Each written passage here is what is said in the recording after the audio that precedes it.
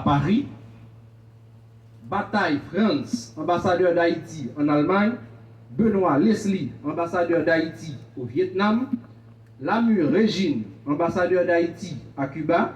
François Wedlin, ambassadeur d'Haïti au Chili. François Guerrier, consul au consulat d'Haïti à Dajabon.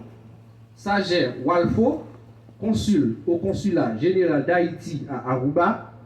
Jean-Pierre Garvey, ambassadeur d'Haïti en République dominicaine. Et enfin, Jean-Philippe Ricardo Ralph, consul au consulat d'Haïti à Orlando.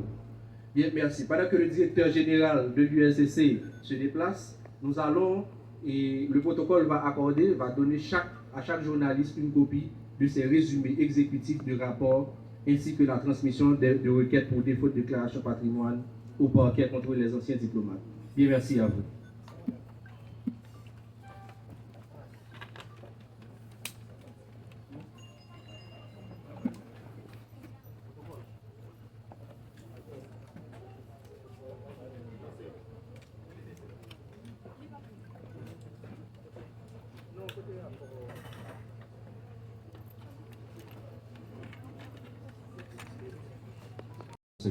Du conseil de direction de l'unité de lutte contre la corruption, chers amis de la presse parlée, écrite, télévisée et en ligne.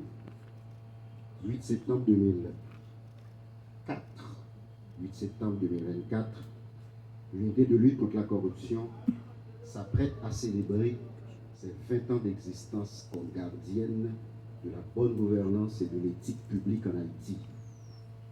Conformément à sa mission légale, l'institution multiplie ses stratégies, construit des synergies, intensifie ses actes de prévention et de répression de la corruption afin de développer cette culture de transparence et de l'intégrité chez le fonctionnaire haïtien, sans relâche, avec un engagement et une motivation sans faille.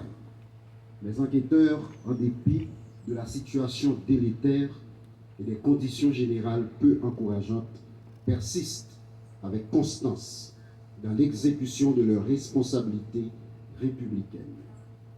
Le projet que nous portons et que nous entendons exécuter envers et contre tous est celui d'assainir, de nettoyer l'administration publique en extrayant l'ivraie du bon grain ou l'indésirable de l'ensemble vertueux.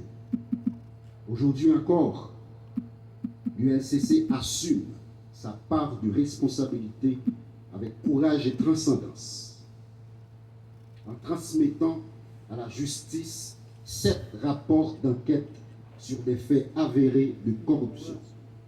Ces résultats issus de plusieurs mois, voire d'années d'investigation, mettent en lumière l'immensité des défis et le degré de porosité et de fébrilité de nos garde-fous institutionnels. Ces dossiers concernent des anciens titulaires des ministères des Affaires sociales et du Travail, de la planification et de la coopération externe, de l'Office national d'assurance vieillesse, du programme national de cantine scolaire, de l'actuel directeur général et du directeur général adjoint du service national de gestion des résidus solides et des responsables à la direction de l'immigration et de l'émigration, notamment au centre de livraison et de réception des documents d'identité de Pétionville. Ces personnalités ont trahi leur pays en portant atteinte à la probité, en commettant des crimes financiers et des infractions de corruption. Ces infractions, bien identifiées et rigoureusement documentées, sont entre autres des actes de détournement de biens publics, d'enrichissement illicite, de blanchiment du produit du crime, de concussion, d'abus de fonction, de délit d'initié et de prise illégale d'intérêt, toutes prévues et punies par la loi du 12 mars 2014 portant prévention et répression de la corruption. Sur l'ensemble de ces cas investigués, l'État haïtien a perdu la rondelette somme de plus de 614 millions de goudes, un montant qui dépasse paradoxalement doublement le budget accordé à l'ULCC pour lutter contre la corruption. La remise de cet énième lot de rapports met à 94 le nombre de dossiers transmis par l'ULCC à la justice depuis son existence en 2004. De ces 94, mon administration en a transmis 49, soit plus de 50%. Ces rapports soutenus par une documentation scientifique attendent encore, pour la très grande majorité, les verdicts des cours et tribunaux du pays. Je rappelle que les juges doivent décider en toute indépendance, en priorisant l'intérêt général, en s'efforçant de résister aux forces occultes détentrices d'avoirs importants issus des actes de corruption qu'ils sont tenus de réprimer. Dans cet esprit, je veux saluer la récente publication par le Conseil supérieur du pouvoir judiciaire du guide de déontologie du magistrat.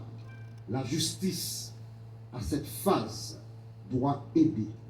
J'en profite pour souligner à l'encre forte le travail de certains magistrats qui ne transigent pas dans les dossiers de corruption soumis à leur examen et qui assument avec un courage exemplaire en dépit des manquements et des faibles moyens qui leur font défaut.